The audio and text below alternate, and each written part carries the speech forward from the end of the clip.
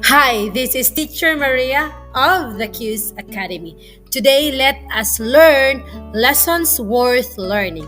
Our topic is about viviparous and oviparous animals. Animals have different methods of reproduction, which is an essential part of the life cycle. Understanding these methods helps us appreciate the diversity of life on Earth. There are two primary modes of reproduction in animals are vivipary and ovipary. So now, remember that reproduction is the biological process by which living organisms produce new individuals or offspring. Produce new individuals. Remember that. So, in this lesson, we will explore the characteristics, examples, and differences between viviparous and oviparous animals. By the end of the lesson, we were able to define viviparous and oviparous animals, identify the characteristics of viviparous and oviparous animals or reproduction, provide examples of viviparous and oviparous animals, and understand the advantages and disadvantages of each reproductive method. Viviparous animals are animals that give birth to live young animals. The development of the offspring occurs inside the mother's body, where they receive nourishment from the mother through a specialized structure. So the baby or the animal give birth to live young, and the offspring occurs inside the mother's body. Take note, inside, not outside the mother's body. The characteristics: the embryo develops inside the female body. The young are born alive and usually more developed than the oviparous species. The mother provides direct nourishment to the developing embryo. So these are the characteristics. So we have the advantage of having these viviparous animals, reproduction. It has better protection for the embryo from the environmental hazards. Offspring tend to be more developed and have a higher survival rate at birth. Of course, because it produced inside the mother's body. So we have also disadvantages. So the higher energy demands on the mother during gestation. Of course, you need to be healthy, right? Limited number of offspring due to space constraints within the mother's body. Of course, so we have here examples of viviparous animals, live birth.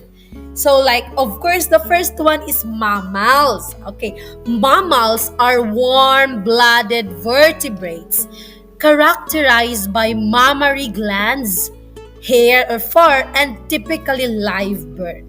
So of course, the first example is human. So we human being, right? And the next one is, but remember, before we go to the next one, we humans, we are viviparous because we give birth to live young with the baby developed inside the mother's womb and receiving nourishment through the placenta until birth. Remember in Jeremiah 1:5, God said, before I formed you in the womb, I know you. Before you were born, I set you apart. So it reminds us that each life is precious and known by God even before birth, reflecting the miracle of life and His loving care throughout the process of growth inside the womb. So remember that God made us, God created us, and formed us in our mother's womb. So we have another example, cats, of course, dogs, elephants. Yes, we have elephants and yes, dolphins. Dolphins are viviparous because they give birth to fully developed young after a gestation period. This method allows for better nourishment during the development and increasing the calves' chances for or of survival in their aquatic environment. So calves of the name of their baby or their young. So we have trivia. Did you know that dolphin calves are born tail first to prevent drowning? They are able to swim and surface for air almost immediately after birth. So their young calves, if many, and then they swim na if they are born. Of course, that is the miracle. No? And then we have horses. And whales. Whales are viviparous. They give live birth to fully developed calves after a gestation period. So the same with the dolphins, whales also are viviparous. Oh, we have another trivia. Did you know that whale calves can, yes, whale calves can, yes, weigh up to 3 tons at birth. These massive young are nourished by their mother's milk, which is rich in fat, to help them grow quickly in their ocean habitat. So, whales weigh up to 3 tons at birth. Wow! 3 tons, that is 3,000. Oh no! And we have another example, garter snakes. So we have garter snakes. Some of the common snakes, yeah, they lay eggs, but these garter snakes is a viviparous, meaning they give birth to live young after developing internally. This is different, this is different kind of snake. So you may try to search this garter snake. We have also blue-tongued skink lizards. So common lizards, they are oviparous because they lay eggs. But blue-tongued skink lizard is a, yes, this is a viviparous. They develop, their embryo develop inside the mother's womb. So we have another example, African toad. The frogs lay eggs, but African toad is a viviparous because it retains its young inside the body where they develop fully before birth. So African toad is different from other frogs. We have fish. Yes, fish like guppies are viviparous because they give birth to fully developed fry instead of laying eggs. So fry is the name of the young. So guppies is different from other fish because this kind of fish, they give birth to fully developed fry.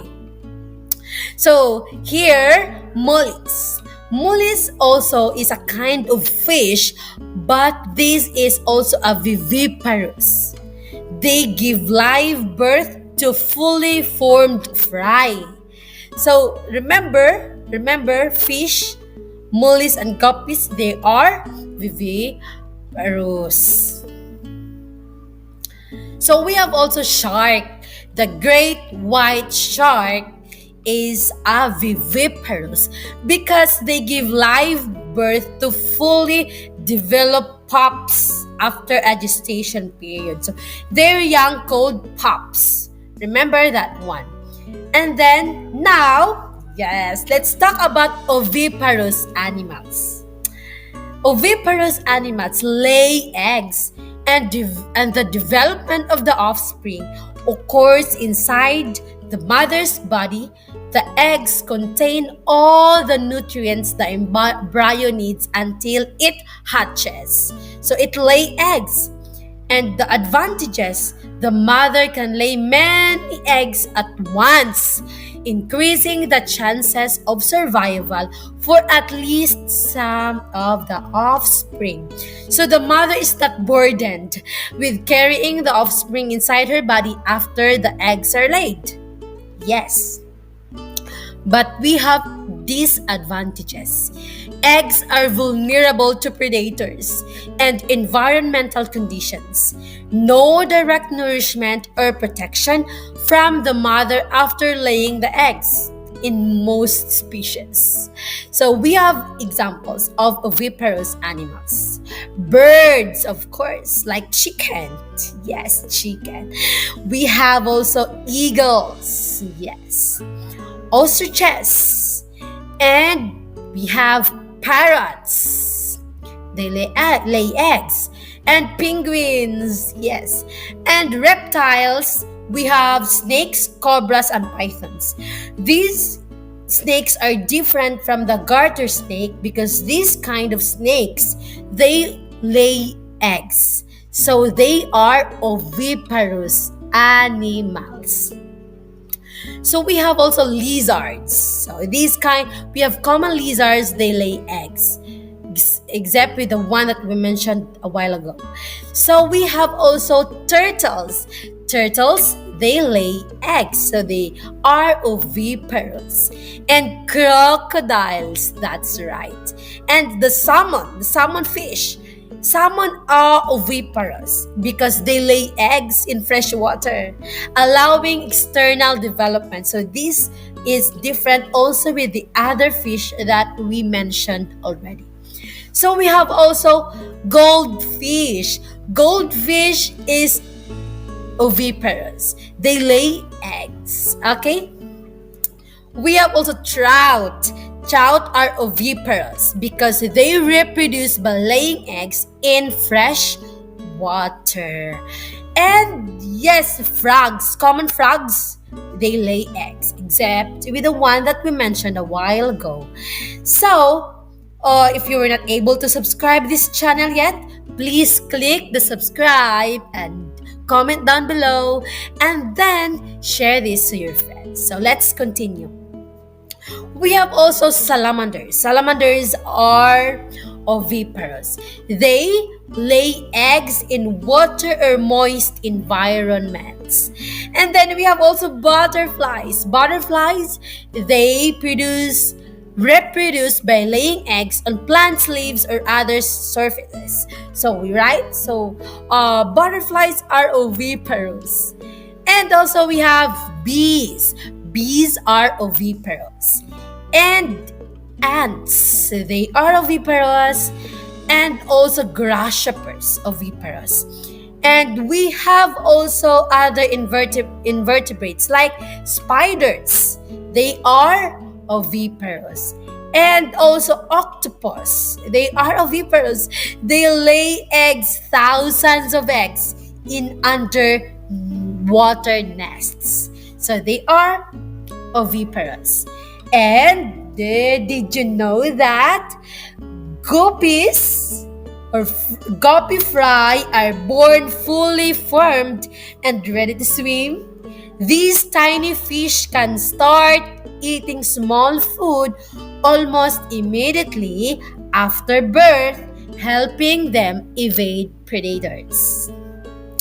We have also sharks. Great white shark. Did you know that the great white shark pups are born about 4 to 5 feet long? Yes, and they develop inside the mother and are born fully formed, making them ready to hunt and survive on their own. So, in the conclusion, in this lesson, we examined the reproductive strategies of viviparous and oviparous animals. Viviparous animals such as dolphins, whales, guppies, mollies, and sharks, they give birth to live young, providing protection and nourishment that enhance survival rates. In contrast, oviparous animals like salmon and frogs, they lay eggs that develop externally. So take note that oviparous, they develop externally, but viviparous, they develop inside the mother's womb.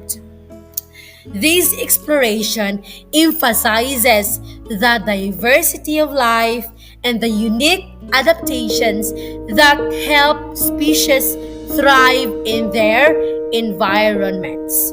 So, friends, in studying this lesson, we can learn about God's intricate design in nature and the diversity of life.